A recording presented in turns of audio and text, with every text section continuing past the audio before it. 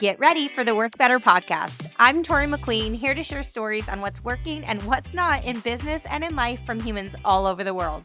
I believe everyone's version of success looks different, but in the end, we should all love our life's work, and in doing so, live a life of complete fulfillment. And if you don't love your work, I'm hoping you'll tune in and uncover some inspiration here to work better.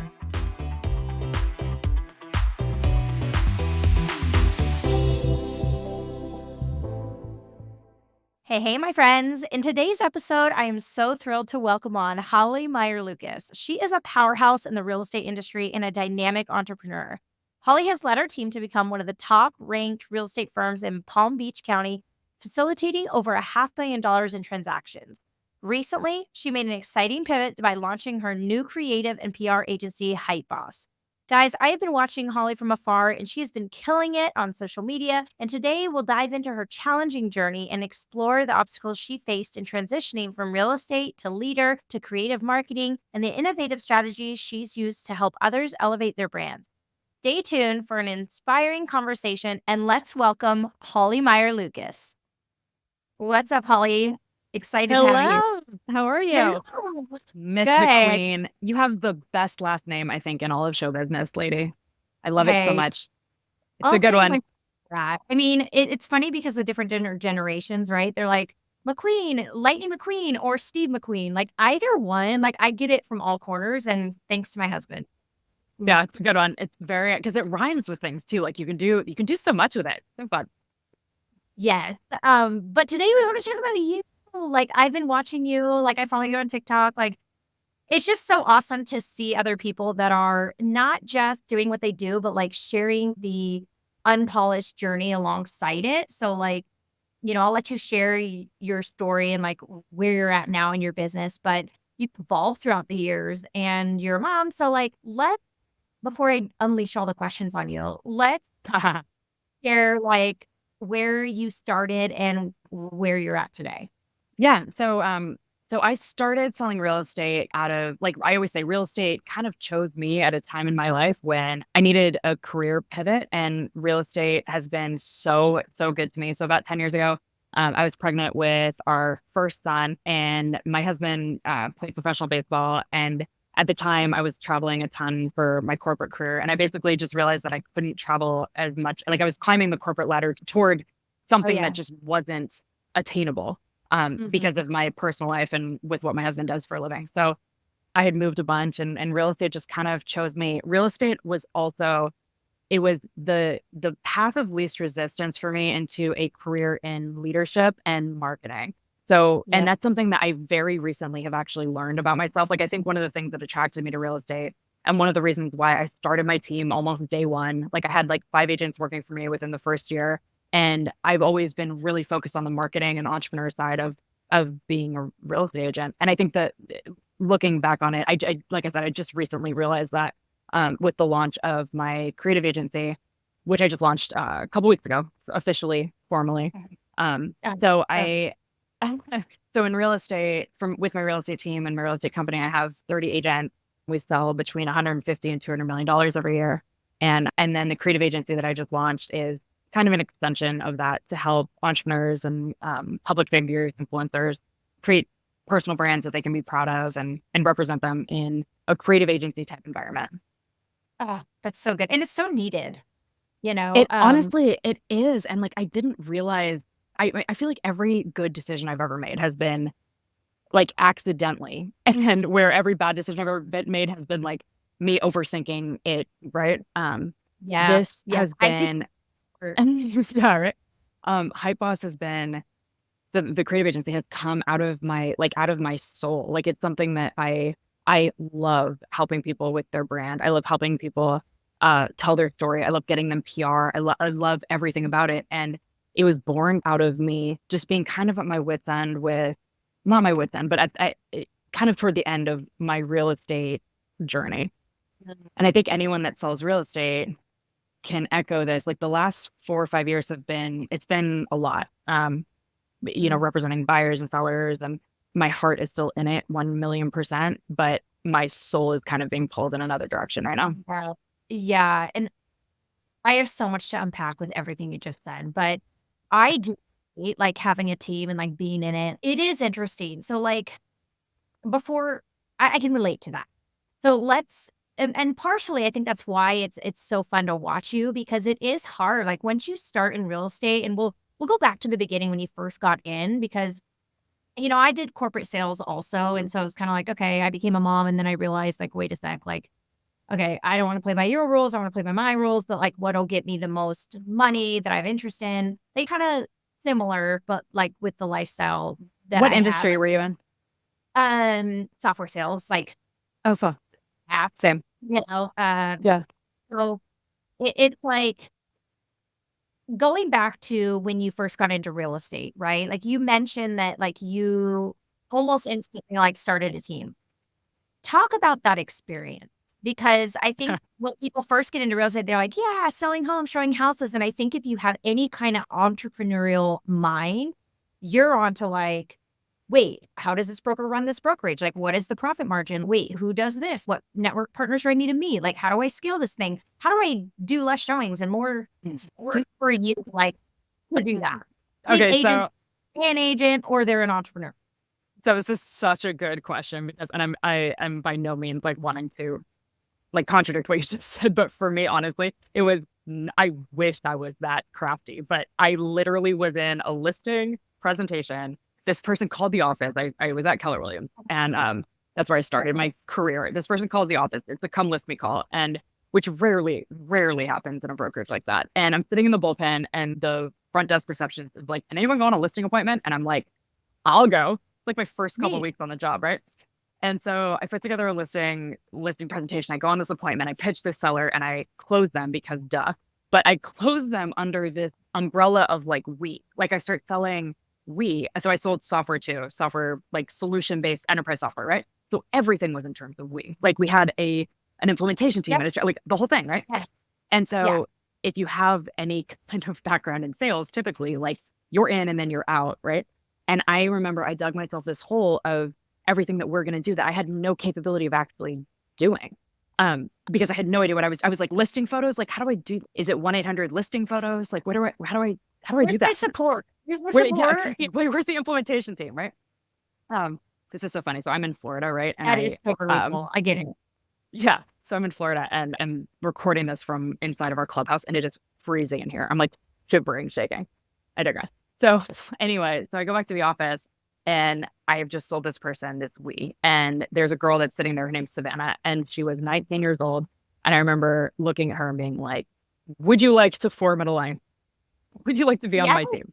And so it just kind of snowballed from there. And I think I wish I was crafty enough to have like I definitely was leveraging when I would add agents, I would leverage their strengths and I would Yeah. create mutually beneficial roles within the team. And I was definitely strategic about that, like without a shadow of a doubt. But I was also just building because I think having sold in enterprise software, maybe it made me just fast. And so I think the reason why my business took, like I needed team members because I needed to You give were them okay with the handoff. business. Yeah, totally. Yeah, yeah. And I've always been a team player like that. And one thing led to another. And it's almost like I woke up in 2017. I started my career in 2015. And I remember vividly in 2017, I was like, I have now created a total monster in terms of like I had 10 team members that all had different roles and all had different, like everyone was on a different split. Everyone was on a different agreement. Like I was just willy nilly.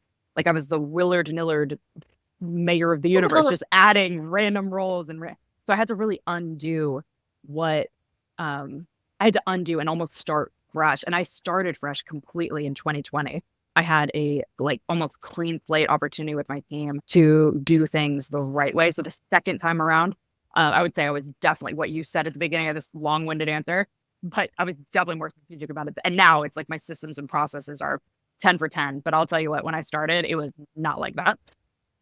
I think like ignorance is almost is bliss, like, right? Like, 100%. if you don't Yes. know, like, you're just going, and honestly, like, you'll figure it out when you get there. If Yeah. you so many people that wait so long before, like, you just mentioned, like, you had this whole crazy team in, like, 2 years. It's like people wait, like, 5 or 10 years because they don't even know, like, what to do, and it's like, sometimes that doesn't even matter. What works is just like figuring out what works and then make it better. Like make it Yeah, better after and then make it better after. 100%. My sister at Thanksgiving, she has this quote over her fireplace and TV, and it says, gosh, it says, always do your best until you know better. And when you know better, do better. Right. And Yeah, I was like, oh my yeah, God. Well, I'm always that's like, just do good. better. Makes sense. Like, just do your best and continue to learn and then just do better. Like, Yeah. oh, It I ignorance is love bliss that. is like that is it. Like one and they say beginner's luck and I mean beginner's luck is Boo. 100% be well no, but I think beginner's luck is a thing I because you mean, just don't know better. Like I went in, this is so funny. You'll appreciate that. So I went into that first listing appointment and won it like bells on. Like it was a competitive situation. They were calling all the brokerages, whatever. And I won it because it's almost like I didn't know better to like not like to, for everything that could you're have gone wrong. confident. Yeah, You I were was like blind that's confidence. really what it is. Your energy, your vibe, your hype, like that is why they chose you. Like it Yeah. comes down to that, I'm sure. Yeah, yeah, Um, totally. okay, so let's talk about that. So you got your team, you did all that. Then you said you started from scratch. Like at that moment when you're like, I need to completely redo this. You were with Keller Williams, and then did you open up your own brokerage? No, so we were with Keller Williams, and so my niche has always been working with professional athletes and celebrities. So in Okay. 26, so my first year in the business, I noticed that Jupiter, Florida, which is where I am, it is a hub for professional athletes. And I pitched to my local leadership that I wanted to start a sports entertainment division, like within Keller Williams. And I'll never forget this. He basically I asked him to set up a meeting for me with like the regional, like whoever the like he reported to, whatever. And he wouldn't do it. And That's so funny to do now. so the person that started the Keller Williams Sports and Entertainment Division is a very dear friend of mine. And fast forward 2 years ago, I was on the phone with Jordan Stewart. There's a true story, who ended up starting the division. And he was like, hey, like, so he ended up he was with me at Compass. Hold on, to close that loop, I basically said, okay, well, I'm then going to find someone that will do this with me. And I moved my team to EXP for a split second. And then Compass, I was able to open the Compass office in our area, which was amazing. And the CEO of Compass took my meeting. I pitched it to him directly. And it just goes to show you like the blinders that some people have on just blindly saying no to something is For no reason. like that for reasons that are based on, I think, fear because it's different. No, because that's not how we do it. No, because change is hard, And I think one thing that makes an entrepreneur, like you have that, like one thing that makes entrepreneurs talented, in my opinion, and smart is the ability to say, huh, let me hear that out before I blindly say no, you know? Like, Uh-huh. let's talk about that more. You might be on something. Anyway, this is so funny. So Jordan Stewart, who's a dear friend of mine, fast forward 2 years, or 3 years ago, actually, he was on his way to Mega Camp with KW. And he was like, hey, I'm Okay. going to have dinner with Gary Keller invited me out to his ranch in Austin, and I'm going to have an opportunity to meet him. And I was like, dude, walk up to him and ask him to start the Keller Williams Sports Entertainment Division. Like, that's what you should pitch him. And he did it. And they said yes on the spot. And so it's funny because I feel You're like in my like, "You're head, like, welcome." well, yeah, no, like literally the local leadership. It's like it just goes to show you hearing Ugh, someone out. I don't know. There's a catch to this that's too fear for because sure. yeah, yeah, 100%. And it's not lost on me either that like that it's a human nature thing to want to stiff arm, something that Yeah. is foreign or whatever. Well, and it's a scarcity mindset, right? And I think that sometimes it's an automatic reaction to like, I know, I don't know why it would benefit them to say no, but I get what you're saying. It is that like, just a scarcity mindset, like Yeah. scarce mindset for whatever reason. It is interesting, but people I who think are one takeaway. Oh, aren't sorry, go afraid ahead. to. Oh, go ahead. I was gonna say people that are entrepreneurial aren't afraid to just say, "Huh, let me think about that," and like, why not? Like, There's a takeaway there too that when you have a middleman, and this is true for anything with business. So the person that I'm referring to would have had to have reached out to his upper up and his upper up to get me to even like the regional whatever. And so one thing that I wish that I had really learned early is really, really learning how to navigate gatekeepers and middlemen. and how to empower them instead of try to go around them or instead of trying to go through them, um, making them part of the idea. So what I should have done, for example, is I should have offered or I should have asked him to set up a meeting for us together, like for him to come with me or, Yeah. whatever it is. And I think it's a really important business lesson when you're an entrepreneur and you're working on your own behalf, whether it be your own, like pitching a story or whatever, and you're trying to get to someone, not dismissing the middleman and also not taking no for an answer is 10 for 10 energy. Yeah. And I also think like back to even you starting out, the we mentality, like the fact that like, hey, I would have incorporated the we in that, like you can go so much farther, you Yeah. know, Oh, 100%. empowering Yeah. others to like come along with you. Then it's like everybody's in it and no one feels like they're missing out and everyone gets kind of be a part of it and Yeah. learn along the way. So that is a huge takeaway.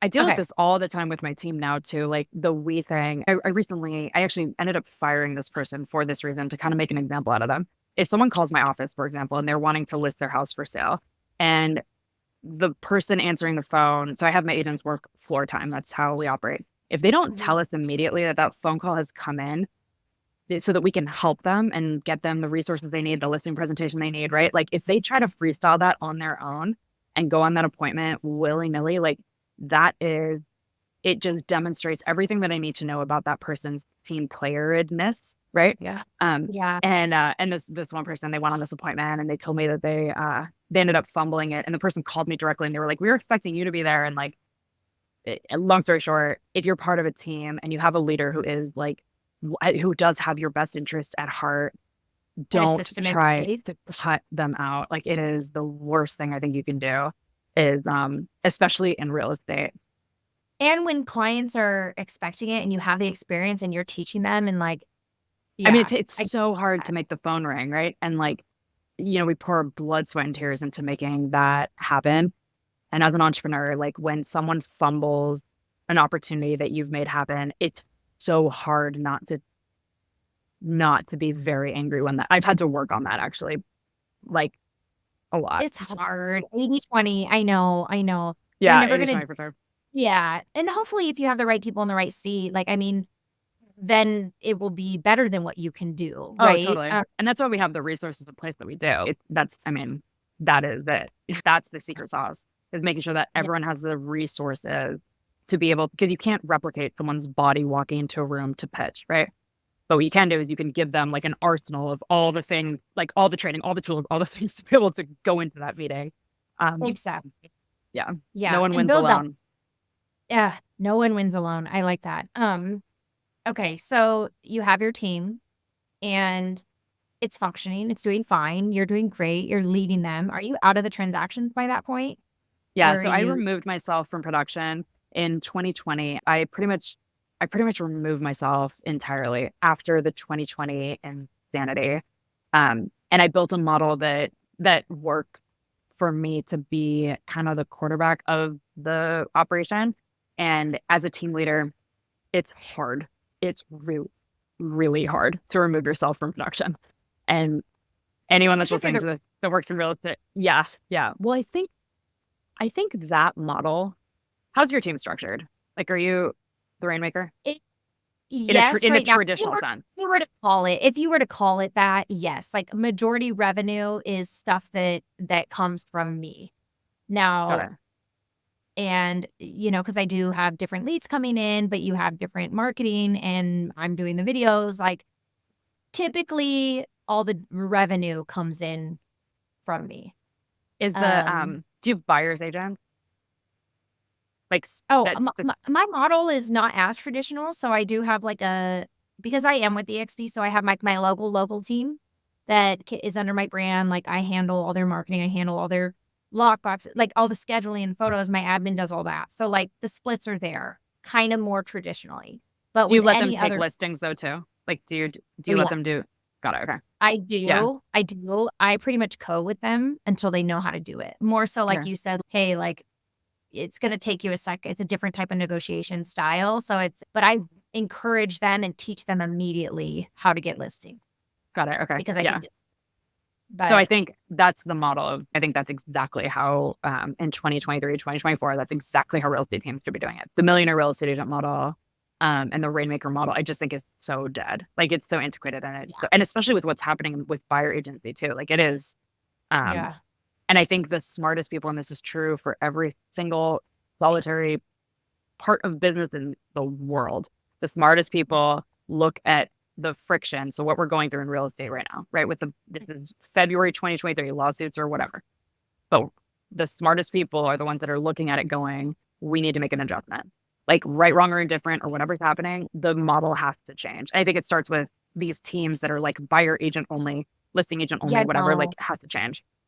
Yeah, and I from the get-go and here's the deal, like, I started on a team, so anybody who has listened to my podcast knows, like, my original story, like, I started real estate on a team, so I was very restricted. It was very much, Yeah. "You don't wanna go get listings, you don't want to go be in charge of this, you don't want this responsibility of a brokerage, you don't want" like, it was very much like that, so for me, I was like, "Well, now I really wanna know, and now I really wanna do this," I was kinda Mm.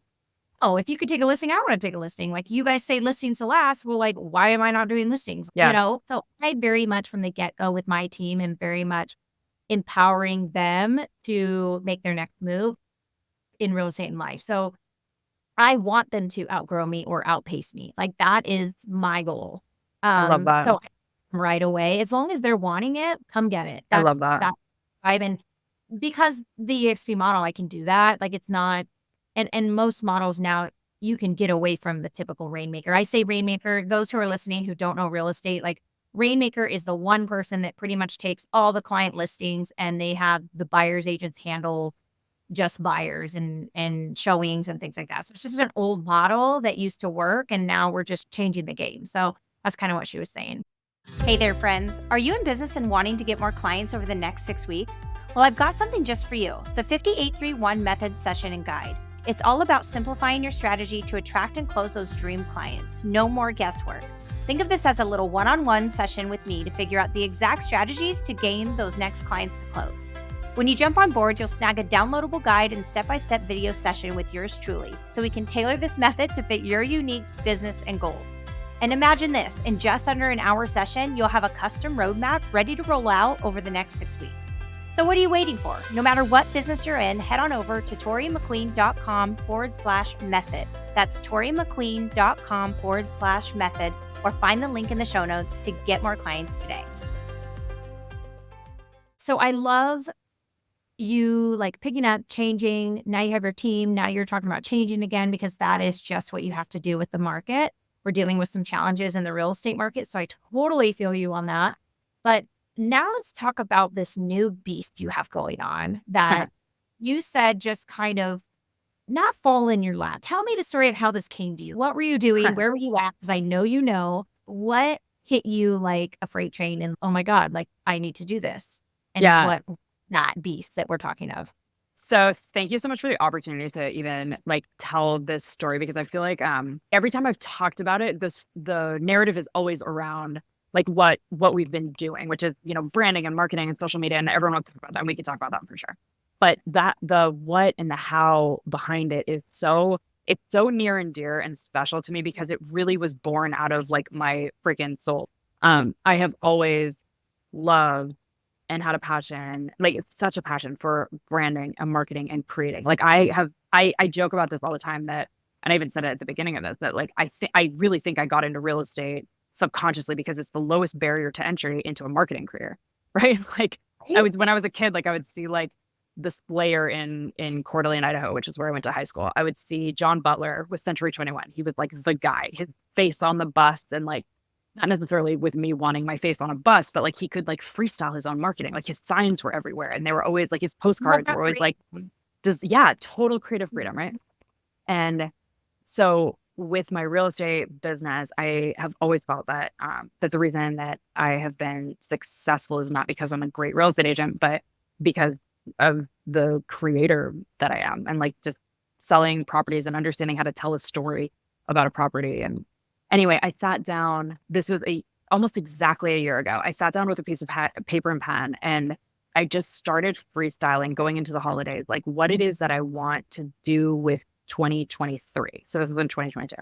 and what I wanted my goals to be, because that year I sold almost 200 million. I rounded up for my own sake, but like I sold 200 Yeah. million. The year before that, I sold 100 million. Like those goals were like, what's Yeah. next? And in real What estate, it's, double it or what do I do? yeah, like Same what, same yeah, game, higher quantities or what are we doing? yeah, yeah. And everything on this piece of paper just ended up boiling down to just creating and producing and helping people. And instead of marketing homes, marketing people, marketing businesses. And as I was free, I just created literally a business plan for a creative. It's a creative agency and marketing company hybrid.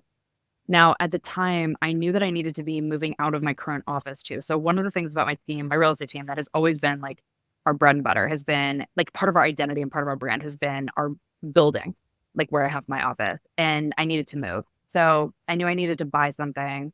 And if I was going to buy something, like I wanted it to have the ability to have, I think for 2023, 2024, it's really important to have recording space, despite where I am right now.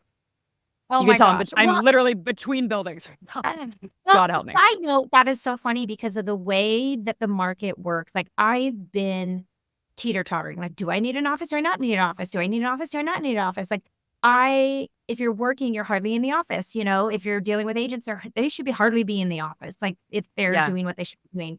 And it's funny because my husband's like, you don't need an office. With the new model, you don't need an office. And I talk with regionals like Country 21, Realty One, or Keller Williams. All of the regionals are like in their offices trying to recruit. And I ask them, do you need an office? And a lot of them are like, I mean, yeah, people want it. All agents want it. Do they go? And they're like, no. And I'm Yeah. like, okay, just curious. So in finding an office space, you need it to be multi-purpose. So I could see where your Yeah. brain kind of went there. Like, it needs to make sense Yeah. for Well, that. our current office is 2,000 square feet. It's 2 levels. And I have always I asked KW in 2016, like part of me, like being there was that I would have an external office space of my own outside of, because at the Mm. time, and this has ended up being so, I was saying like I'm accidentally right about things. And then like when I put my brain into something, I'm usually wrong. So one of the things that I was accidentally right about was how the backdrop for each of our office became almost like a mini reality show. Like we filmed so much content just around the office. And so it's become part of my brand. It's become part of our marketing. People want to work with us because of what we film in the office. And you can't fabricate that. That has to be authentic. And it's because of my team culture. I would argue that if it's not part of an office like Century 21 or KW or one of the, big franchises, they're individual, like those franchises have their own branding, but their identity is arguably a little bit weaker, like where it's like, Yeah. No, I get that. yeah, there are some amazing EXP teams actually that have some phenomenal team culture, team offices, Oh, that yeah. vibe, They've right? gotten some yeah, yeah. Yeah, But it yeah, does come down to that culture and like you mentioned, the branding, the media behind it, the creative behind it, the yeah, energy, hype, again, your hype, that is what is selling it. So, yeah. sorry, I cut you off a while ago, but continue your story of like, you wrote on a piece of paper this new plan. Continue that, but we're interviewing right now in the very end of November 2023. There are a lot of people out there that are goal planning now and going through like, okay, what does the new year look like? What was that feeling that was like, what do I actually want? Because I think a lot of people, especially in real estate, they get stuck. Like you are a realtor, that becomes your identity. You're done. That's Yeah. it. Or you can choose to pivot or choose to keep it and continue to grow. But what was that feeling that you had when you wrote that down on paper Well, it's scary. going I mean, into the new year? yeah, I appreciate this question so much because it was really, really scary. Like admitting kind of out loud, which is what paper is, right? Like really Yep. pulling at the thread in my brain that was like, I need to be doing next year, I need to be creating and doing something else other than selling real estate.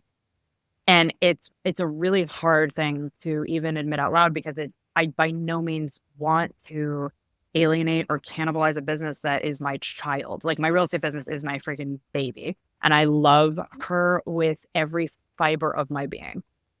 But I am also at a place where, and this is like literally what I wrote out, like I have evolved, and like my real estate business gave me all the tools and all the resources to be able to really open a marketing company that has like the fury of 1,000 suns behind it, because I know how to do it all. Like I wouldn't have been able to do that if I hadn't had the real estate company as a stepping stone. But I think as an entrepreneur, I would be remiss to not like double down on it, even though I just said I'm going to double down on it. It is a scary thing to admit that it is in your best heart and soul interest to pivot. And I would argue that a lot of people just don't ever end up doing it. Because of the fear. Yeah. And the potential to cannibalize something that, if you own a car dealership, for example, and you've won all the awards and done all the things, and, you want to try to do something else. If they know you as the car guy, like it's really hard to pivot your personal brand, like not Yeah. lost on me that it's hard to do that. And so the way that I did it was kind of a big bang, like a big banger approach. I bought the building. I bought a 5,000 square foot warehouse where my team is going to occupy half of it, and then it's going to be, and I sat with it so I bought the building in May, but I was under contract, and I actually went under contract for it. It's such a wild story. I'll spare you the details, but I went under contract when I was in the Arctic, like in the Arctic Circle, literally in February.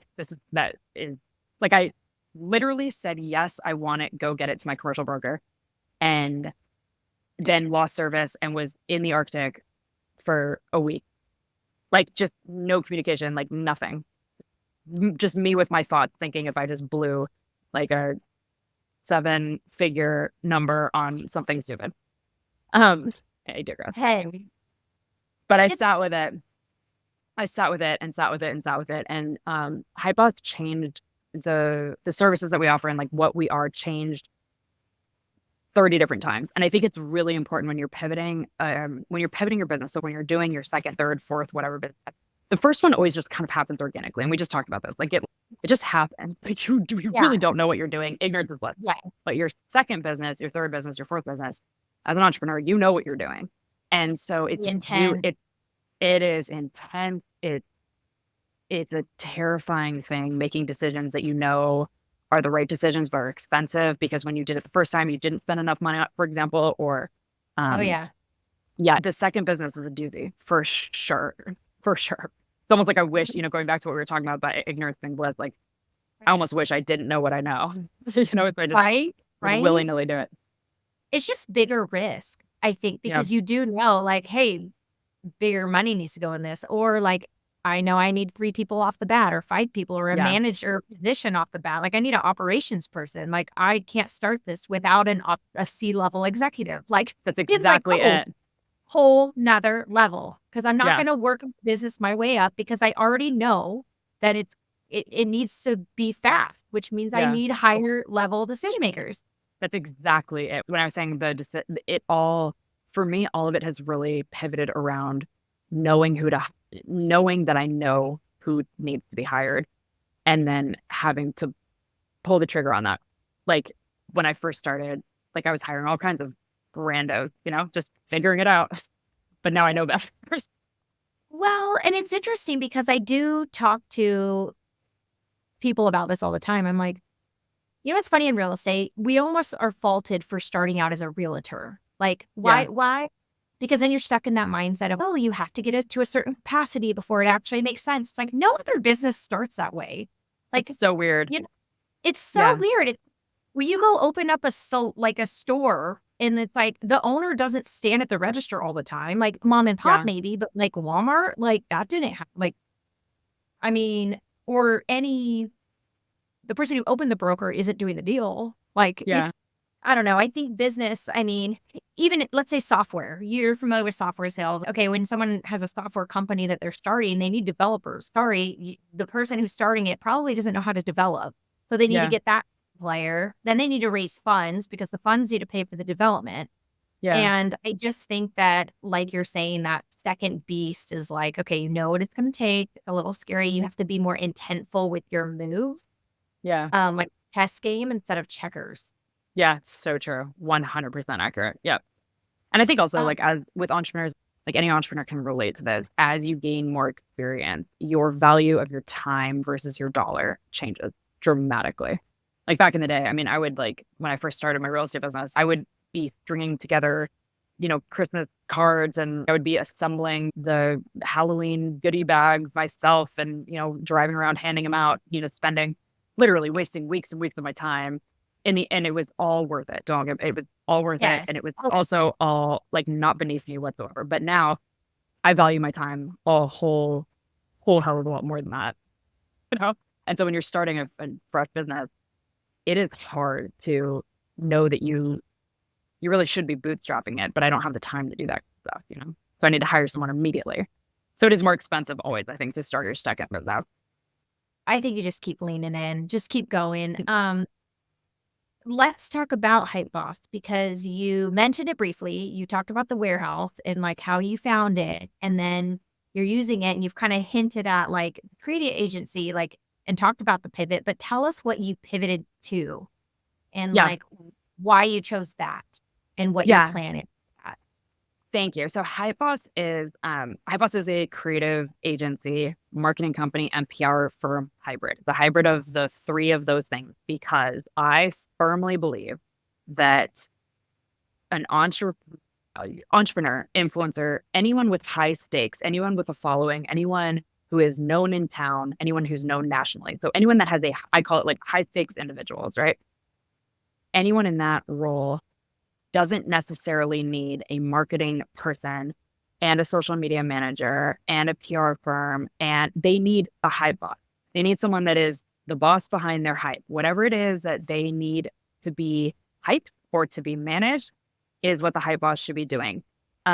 Social media management is maybe the one that I kind of carve out as like you should have someone, because with social media management, consistency is king, right?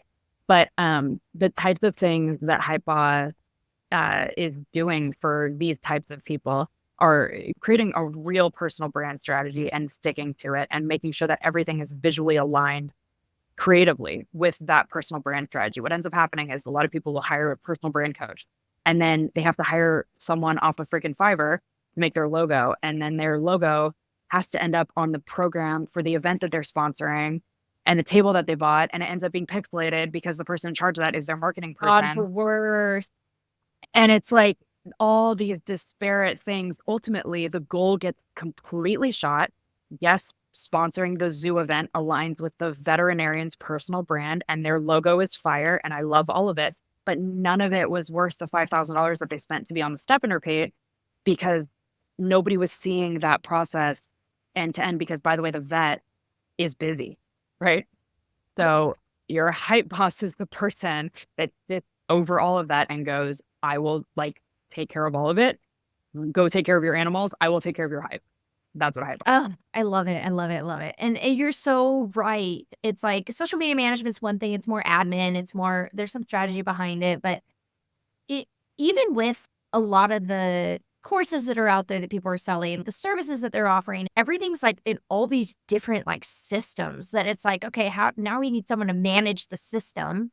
Yeah. And so State Boss is really, and you mix in PR, which I think is important. And I think it's one big differential from those who do like that lower level creative to like boosting up, like going into the big league. It's like, it's PR.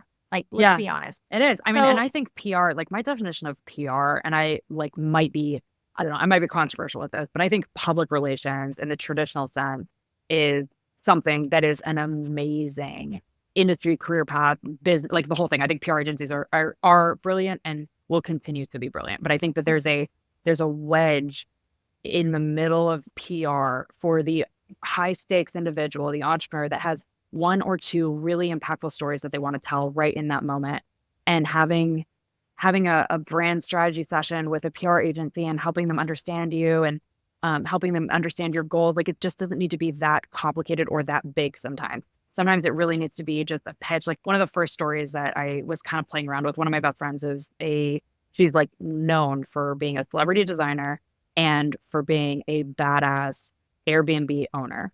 And she created this Airbnb specifically targeting Swifties, like to make sure that there is an Airbnb in Scottsdale, Arizona for the bachelorette party. Yeah. For the Swifties. So cool. So she created a TikTok account. And when I saw it, I was like, this is a good opportunity to test out this this, what I'm building here at Hypeboss, because Yeah. it's not like she is not looking to pay someone, tens or hundreds of thousands of dollars to be in the news.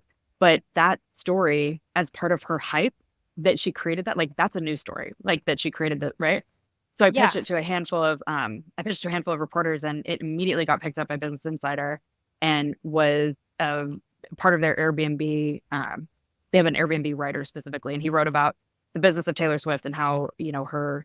But my point is, Yeah. she is not going to be spending. She's the type of person, and I think a lot of entrepreneurs are like this, where like they don't need a dedicated PR agency. Like they need just a hype box, like to go hype their shit. And in this And know day and how to age, keep it.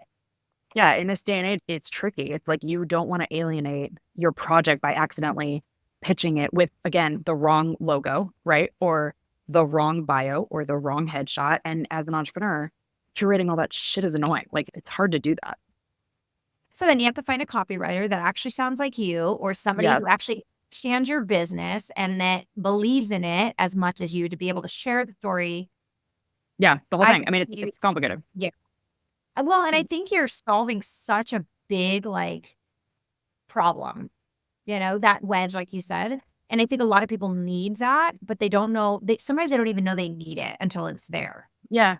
The other side of that too is like one big, big part of Hypeboss has become taking the news stories that these initial clients of ours, these news stories that they've gotten over the years, and just really curating them and repurposing them and retelling the story about the time that they were on Yahoo News or on CNBC.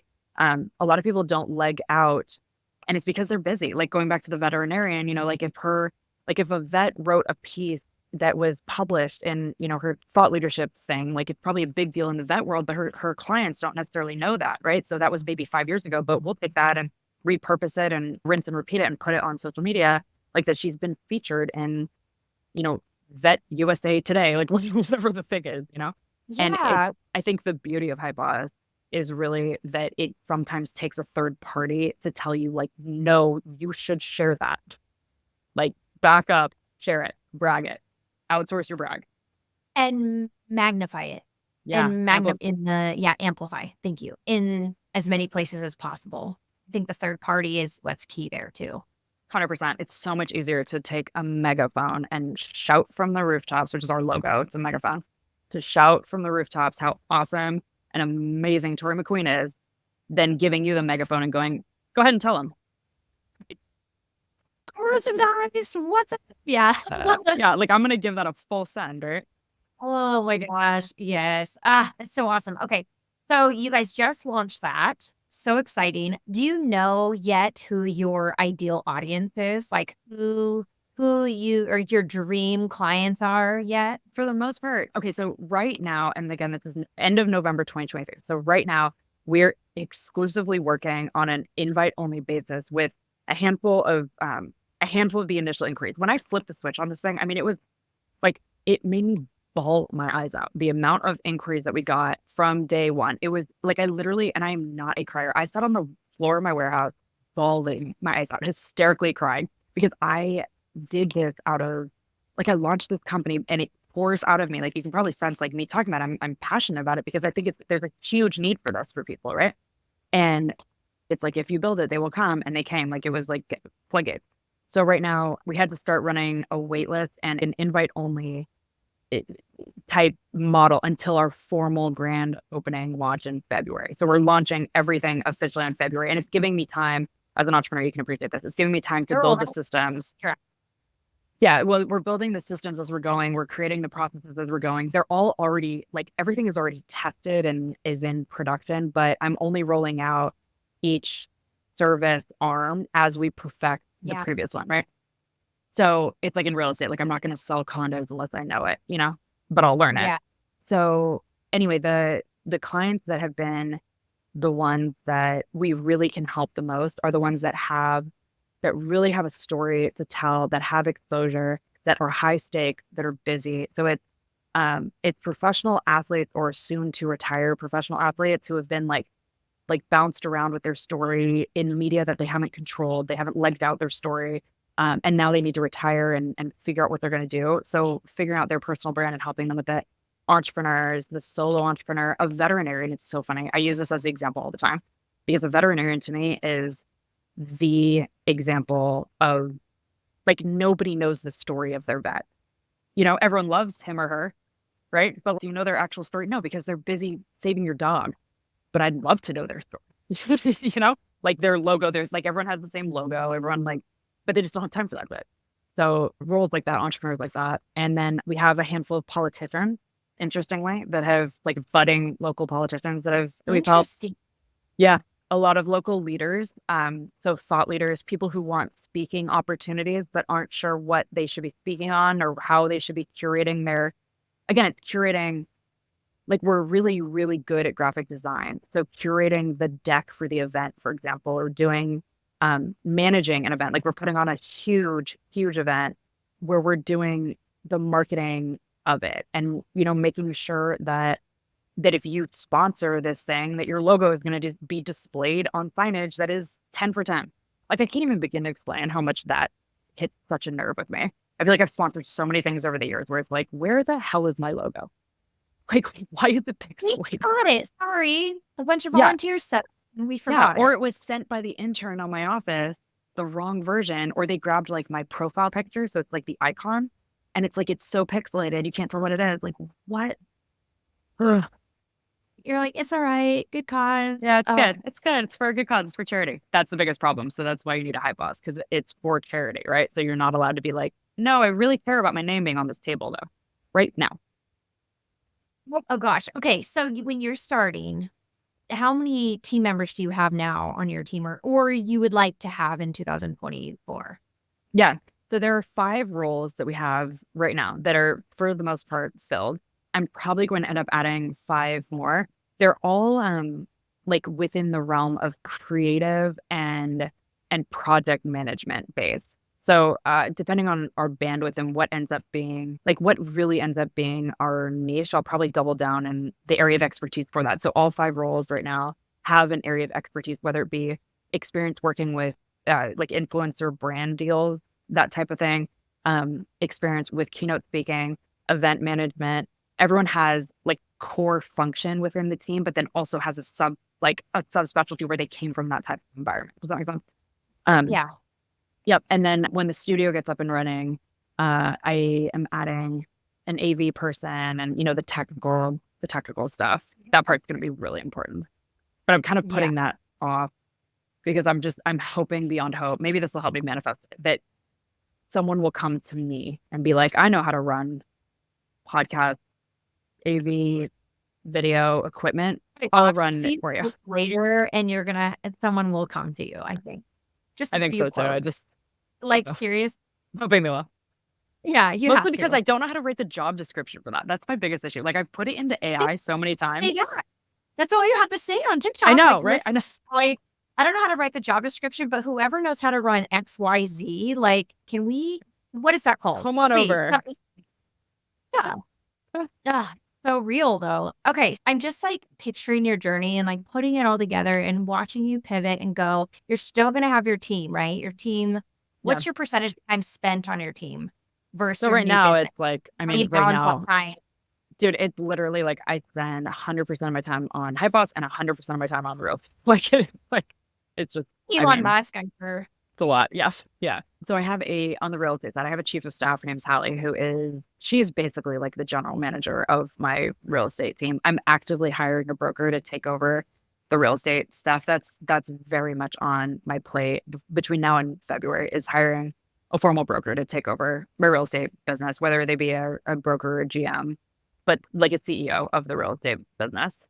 And I think it's really important, going back to what we were talking about, like, God, as an entrepreneur, if I could give myself advice that I probably wouldn't have taken anyway, but hire smart, like pay for the talent, hire smart, like hire smart people, hire people that align, pay for the talent.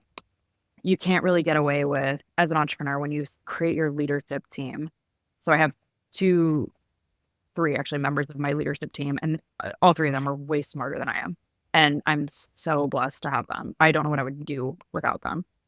Um, and so for Hypeboss, I'm going to run Hypeboss to start to really figure out what it is that I'm hiring, because I don't know what that leadership structure looks like yet.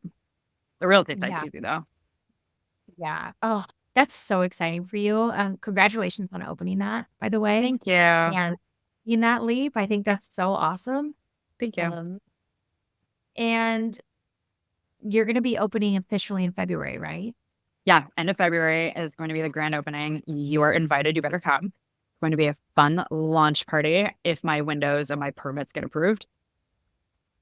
I've been waiting on windows for freaking Yeah, ever. it's fine. It'll be fine. Oh Dude. gosh. Oh. And you know what's so funny is that windows are like one of those things that like you can't, first of all, you can't bend glass or like there's no getting around windows being installed. Like it is what it is, not what it's not, right? And you It's can't like they're special ordered and you just have to wait. It's not one of those things you'd go to Home Depot and be like, I nothing. would like You 7,000 can't windows, call please. someone to be like, "Can I just put those up?" Or like, Yep. "Who can I'll bring do it myself. lunch?" Oh, we'll bring yeah. They I have am all at the the leverage. mercy of the windows. Oh my gosh. Okay. Well, I think that this is very much needed. I appreciate you coming on here. I know you're so busy, but I do think that it's so needed. And will you serve people just in Florida or all over? All over.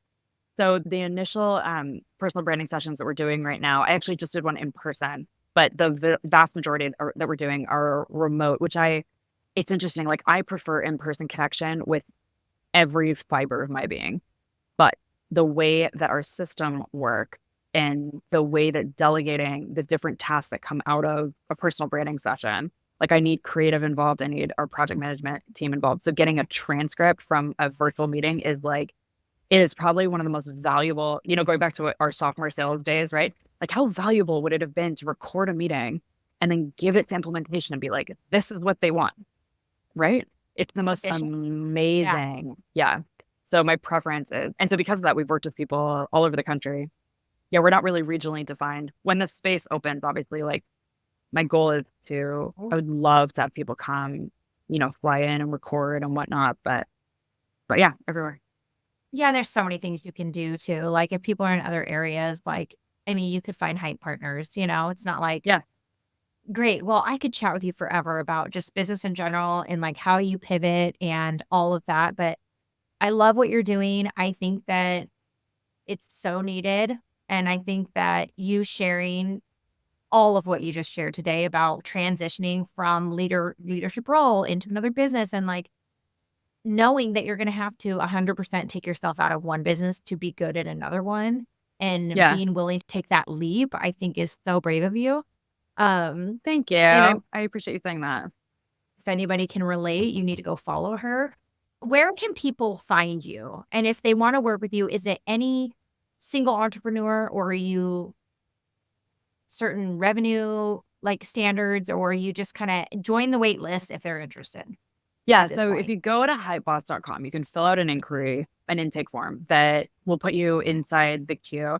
And depending on, it's more like when I say that the waitlist and invite only thing, it's mostly like what services we think are going to be best suited for you is how we're prioritizing and we're nailing that system and then we're doing it great. But it really is, if this is something that speaks to you and you feel in your core that you need this, like if you need to outsource your brag and you need to like find someone to do all this for you, like then you're my people. That's How do really they kind of know? what it boils down to. Know when it's like, "Oh, I need that." Literally, like I feel like if I was in the receiving end of hearing about it, I would be saying, "Holy shit, I need that tomorrow." And so if you're having a holy shit moment, like I need that tomorrow, then you know. And if you All over don't, hype, then all save your around. money. Like, Wait, stay yeah. away. Yeah. No, like Oh, literally, like if you're an entrepreneur, this is so funny. If you're an entrepreneur or if you're someone with a following, you're exposed, whatever it is, you're from Meyer, and you feel like everything that I described, like you've got it, like you don't need that. You're so far above and beyond where we are. Good for you because keep doing what you're doing. In fact, how to do that because I want to learn from you. right. Well, I believe your people will come. Keep doing what you're doing. Your people will come. So one last Thank time, like, you. where do people find you? Oh, so hypeboss.com. You can find me on Instagram at hype.boss.agency or underscore agency. And then just Google Holly Meyer Lucas and all my stuff will come up. Thank you for Awesome. that. So good. I can't wait to follow and see like how everything goes and definitely we'll Thank be in you. touch. This will be so Thank exciting. you. Thank you so much for having me. This was so fun. It was so fun talking to you. Yes, thanks for coming on, Holly. Well, my friends, thanks for tuning in to another episode of the Work Better podcast. I hope you've wrapped up your golden nugget and take it with you on your journey to finish out the week. Don't forget to follow, subscribe, leave a review, or reach out to me personally if you have any special requests for guests or questions you'd like me to share on the show. In the meantime, I'll be over here rooting for you. Until next time.